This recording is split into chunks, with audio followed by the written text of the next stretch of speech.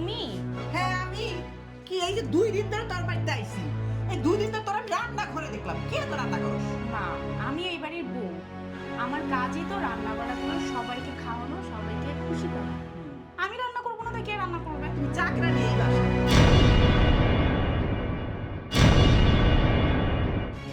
মা, কি হয়েছে তুমি একটু বলবা? সে কখন থেকে দেখতেছে তুমি রেগে আছো। কি হয়েছে তোমার, বলো তো আমাকে একটু। তুই আমার একমাত্র মেয়ে, আমি চাই তুই সারা জীবন ভালো থাক, সুখে থাক। আরে মা, আমি তো অনেক ভালো আছি। দেখো না মা, আমার স্বামী আমাকে অনেক ভালোবাসে, আমার শ্বশুরও কিন্তু আমাকে অনেক বেশি ভালোবাসে। তার উপরে আমার একটা ছোট্ট একটা লক্ষ্মী মেয়ে আছে।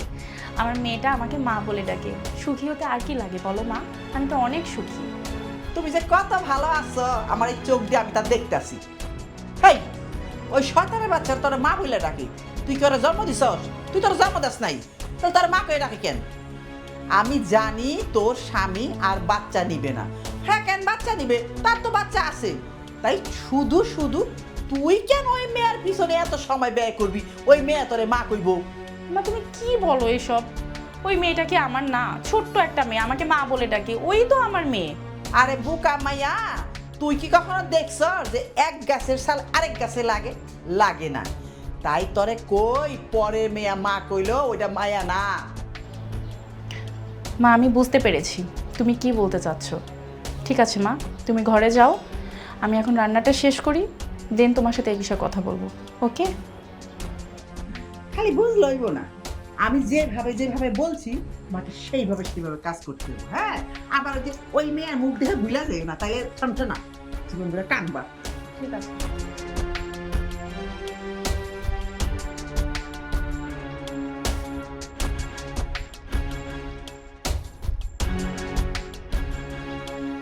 তাই তাই তাই মামা বাড়ি যাই, মামা দিল দুধ কলা, হাসি মুখে খাই। হ্যাঁ তাই না মামনি? এখন তুমি একটা শোনাও। এটা পারি না। আচ্ছা, একটা কাজ করো তো, আজকে ওকে ওর দাদার কাছে পাঠিয়ে দাও। কি বলছো? ও আজকে বাবার কাছে কেন যাবে? ও তো আমাদের সাথেই থাকবে।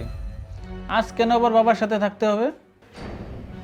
দেখো, আমাদের নতুন বিয়ে হয়েছে, আমাদের অনেক কথা থাকতে পারে, অনেক কাজ থাকতে পারে।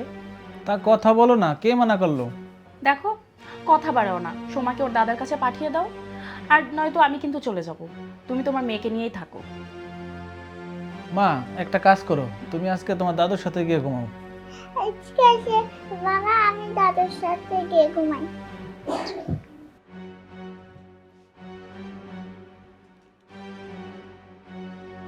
কি দরকার ছিল সোমাকে বাড়িতে পাঠিয়ে দেওয়ার? আমার সন্তান লাগবে, আমি আমার নিজের সন্তান চাই। কি বলছো তুমি? আমাদের সন্তান লাগবে কেন? আমাদের সন্তান তো আছেই। সোমা তোমার মেয়ে হতে পারে, আমার মেয়ে না। আমি আমার নিজের সন্তান চাই, যাকে আমি জন্ম দিয়ে পৃথিবীর আলো দেখাবো। পাগলের মতো কি বলছো তুমি? পাগলের মতো বলি নাই, আমার সন্তান লাগবে, তাই আমি নিজের সন্তান চাই। যতদিন পর্যন্ত সোমা বড় না হচ্ছে আমি আর সন্তান নিতে চাই না।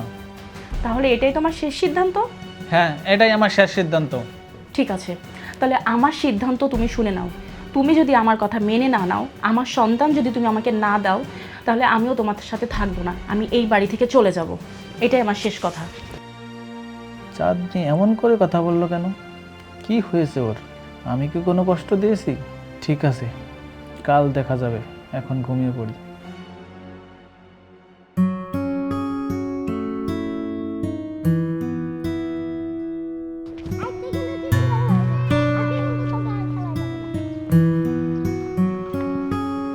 এই কি ব্যাপার? হ্যাঁ, তোমরা দুজনে একই ড্রেস পরে আছো, ব্যাপারটা কি? হ্যাঁ, এই যে আমরা দুজন হচ্ছে ভালো বন্ধু, তো আমরা দুজন ড্রেস পেন, তাই জন্য ও যা করবে আমিও তাই করব। বাহ বাবা, তোমার আব্বু এই জন্য সব সময় একই রকম ড্রেস কিনে দেয়, তাই না? হ্যাঁ। সুমা, আচ্ছা তুমি আজকে স্কুলে যাও না কেন? মা আমাকে আজকে রেডি করে দেয়নি। কেন? তুমি মাকে বলো নাই রেডি করে দিতে তোমাকে? মা বললো যে মায়ের হাতে কাজ আছে, তাই জন্য মা আমাকে রেডি করে দেয়নি। অর্পি, তুমি তোমার বাসা যাও। হ্যাঁ সুমা, আয় আমার সাথে।